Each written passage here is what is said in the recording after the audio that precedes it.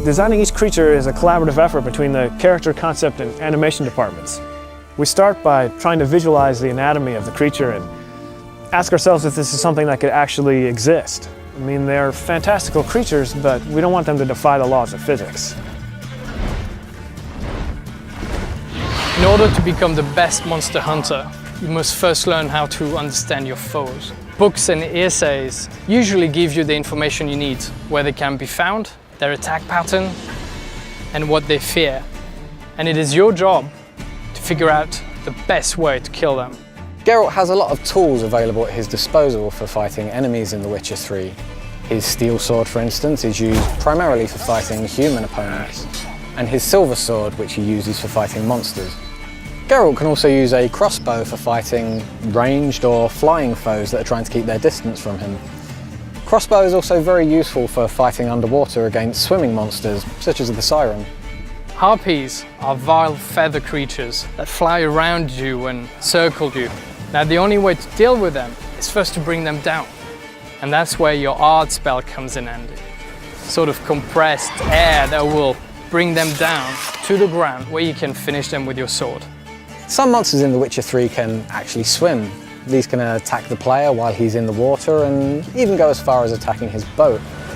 This can be really dangerous for the player if the monster has a natural affinity for water, such as the Drowner. Drowners are creatures that live in swamps and will snatch at anything that comes near their ponds. And these particular creatures absolutely hate fire and they fear it. And that's where your Igni spell, a flame that bursts out of your hand, comes in handy. And that is the best way to kill them. With the werewolf, a bomb filled with silver powder will take away his regenerative abilities. This will make it much easier for the player to defeat him after. The player can use weapon oils to coat his weapons that will make them do enhanced damage against specific enemy types.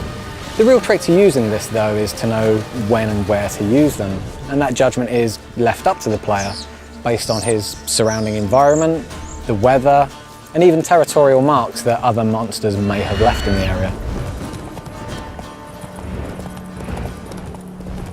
So we've created this complex behavior system in the game that actually allows these creatures to live in the world that they inhabit. They're never just going to spawn in front of you artificially, and they don't just interact with the player. They interact with each other and with NPCs. We've created a unique ecosystem that includes monsters, animals, and humans, all living together, fighting, trying to survive, and you are merely a spectator. Now it is your choice to interfere with whatever is happening in front of you. But don't forget, every action you take in The Witcher has its own consequences.